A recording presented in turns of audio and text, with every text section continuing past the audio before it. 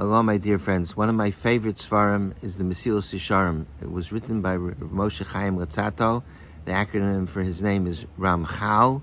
He was a tremendous Jewish thinker, a very great tzaddik, and he wrote the Mesilas Yesharim, which is a ethical work of Musar, and it's so relevant and contemporary and insightful. I recommend it to everybody. If you want to learn a Sefer on Musar, learn the Mesilas Yesharim. Learn a page a day. It will change your life. If it's too difficult to read it in the vernacular, in the Hebrew, there's English translations that are very well done.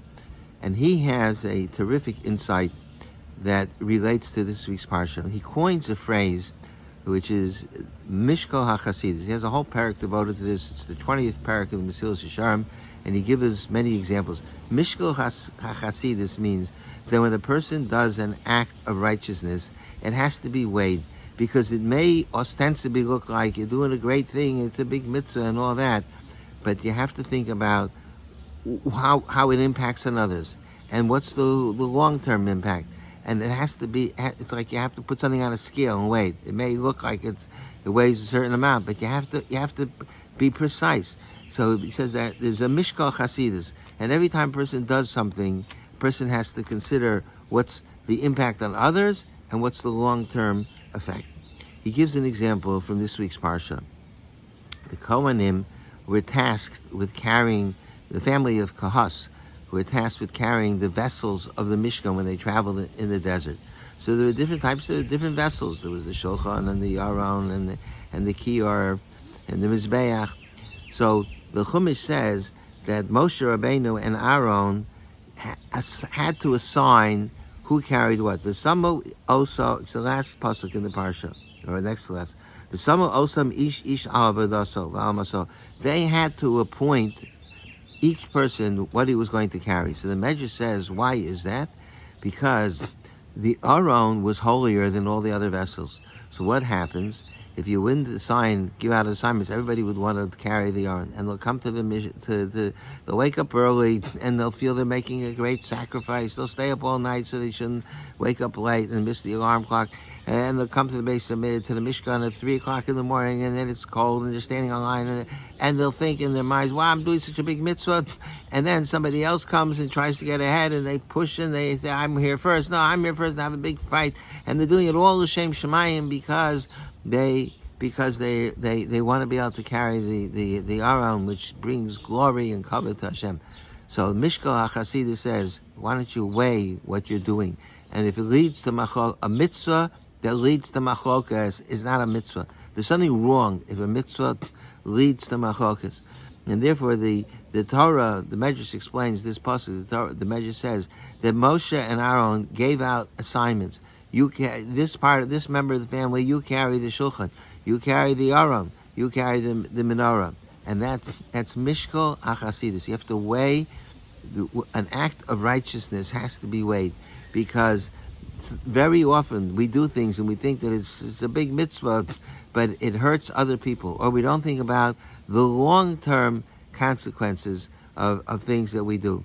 In 1856, there was a fellow by the name of Thomas Austin. He brought wild rabbits to his estate in Australia, and he let the rabbits roam free on his property.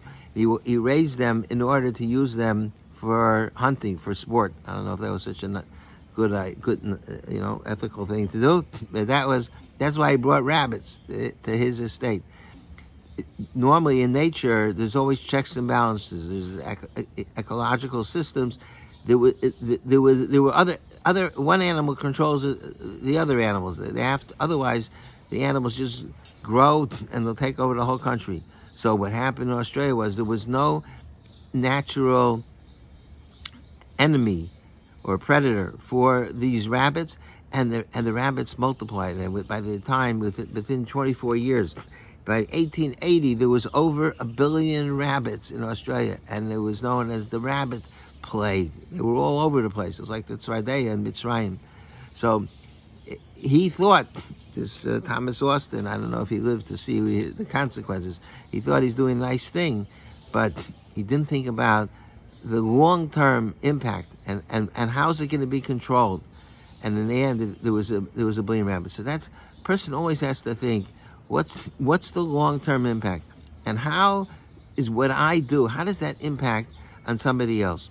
Maybe I've told the story before. When I studied in the Lakewood Yeshiva in the 1970s, so every year at the passing of Rav Aaron Kotler on the yard site, they would have Matzah Shabbos, they would have a special yard site Suda, and all the former Talmidim of Rav Aaron would converge on Lakewood. There was over 1,000 people who would come, and they would bring in top speakers to say words of eulogy for Rav Aaron Kotler. So one year there was a few speakers.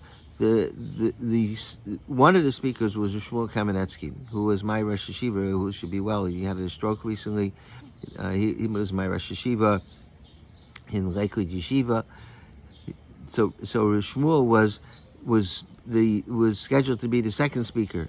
So the first speaker got up and he gave a magnificent drasha. But it was about, I don't know, maybe an hour and a half that he spoke. And he talked about Rav Aaron and this and that and that. Rav Shmuel got up and he spoke for 5 minutes. He said something short and then he sat down. I am sure that he didn't prepare a 5-minute drasha. I'm sure that he knew it was going to be a very auspicious audience. I'm sure that he had what to say. And I'm sure that it would have been he wanted to give honor to his Rebbe. But he realized that if he's going to go speak now for more than 5 minutes, it's going to detract from the honor that he's giving for his Rebbe, because the audience had no patience anymore. That's Mishkal HaChasidus. He could have easily in his mind said, I'm doing a Shem Shemayim and did some big mitzvah and I give honor to my Rebbe. And you'll have to have a sense of context and perspective and how are other people going to be affected. I once did the opposite. This was before the incident with Rav Shmuel. There was a friend of mine became engaged. There was a vort, and they asked me to speak. I was the youngest of the speakers, and the speeches went on and on and on. I don't know, an hour and a half, who knows. I was the last speaker. I had a 10-minute speech, and I had a lot of nice things that I wanted to say about my friend. I should have gotten up. The Aylam was, what in Yiddish is the word platzing. That means they were collapsing. It was too much. I should have stood up and I should have said, my friend is terrific. He's fantastic, and I'm sure he'll make a great husband. Mazel tov to the chassan and kala. That's all I needed to say. Instead, I had this whole drasha and I wanted to bring out this point and this reason why he's so nice and so he's so terrific and this and that. Nobody had patience to listen to me. So that's Mishkal HaChasidus. When you do something that you think is good, you have to weigh it in your mind. I've mentioned this before. At weddings, the young people, they make the wedding. They make it lebedik and they inject so much energy. But one word of caution is you have to be careful, because not everybody at the wedding is 20 years old. And yesterday at the wedding, I almost got knocked over. I know to keep my distance. I stay away when it's too wild. But they go back and forth with that, and they don't know where they're going. They go back and they go forth. So they smashed into me. They almost knocked me over.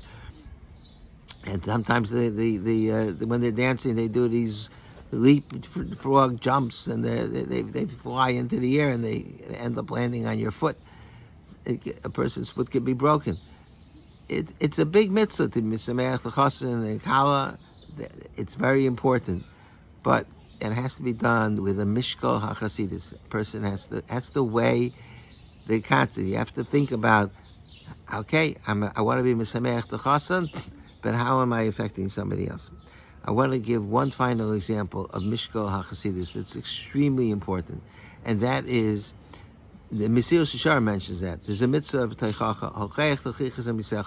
If somebody's doing something wrong, you have to tell the person. There's a mitzvah to tell the person, this is not appropriate. So the Mesilas Yesharim says that sometimes by telling the person what he's doing or she's doing is wrong, you could just make it worse. And you have to know how to give people musar. It has to be done with seichel. A few times I've been asked by people in the shul, the teenage children don't want to go to shul on Shabbos. They're too tired. They don't want to wake up. Can't get them out of bed. What should they do? I discussed this with Gedolim. What they recommended is, what should you do? You should try to wake them up and encourage them. But after that, just leave them alone. Don't throw them out of bed. Don't pour water over their head. On Shabbos is a problem anyway to do that. But don't smash them.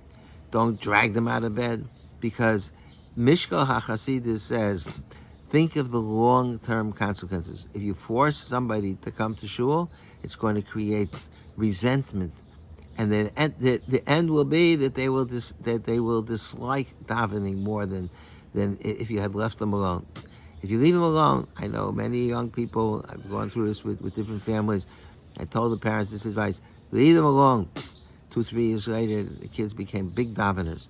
It never would have happened if they coerced the children. And it's not only true about davening; it's true about lots of things in raising children. Forcing kids to do certain things, harping on things, giving them musar. And it's not only about kids; it's giving musar to anybody. You see somebody doing it, it requires tremendous thoughtfulness. How to give tachacha, how to reprimand somebody. It's the easiest thing in the world is to say something that turns the person off, and that's not. The whole purpose is to help the person move in a positive direction, and if you say it in a way that it antagonizes the person or is hostile, or if they feel that you're angry at them. I've spoken about that also many times. When you give musar, if you come across as angry, you might as well not give the musar. You have to say it in a nice way. You have to say that, I think that maybe there's something that you could improve and change. And in that way, it's effective. But if it's not said in the appropriate way, I had a conversation. I'll give this as an example. I was at an affair a few weeks ago, and there was something. I'm in the field of kashrus. There was something that I observed that was an issue. That the way I don't know even say what it was, but there was something that needed to be fixed. I called up the Rav Machshir. So if I would have called him and say, "Hello, my name is Rabbi Luban. I work for the OU. I have many years of experience in kashrus. I was at this affair and I saw that your mashkichim were doing something wrong." I would have insulted him. I don't think the person would have. He probably would have ignored my call. Instead, I said to him, I apologize. I noticed something. Perhaps it's an issue. I'm not sure. Maybe it's something that you want to look into. And I know that you have terrific expertise. You don't need me to tell you. And I said it in a very unassuming way. He was so appreciative that he understood that there was a problem. But if I had told it to him, like they say, between the eyeballs, it would have been counterproductive. So, sure, it's important to give musar, to tell people to try to correct things that are wrong, but it has to be done with seichel. And people so often they do it without seichel. There's no mishkal chasidus. Think about the long term. Is this going to make it better in 5 years from now? Because of my saying something, the way I did it, is it going to make it better? If it's not going to make it better, if it's going to make it worse, then it's better not to say anything. And that's the Mishkal Chasidus of the Milsashon, and he gives many, many more examples. Look it up. And then if you enjoy that parak, maybe you'll learn the whole sefer. It's a beautiful sefer. You learn a few minutes a day, learn Mesilas Yesharim. It'll have an enormous impact on your life. Thank you very much for listening to my thoughts. And I wish everybody a wonderful Shabbos.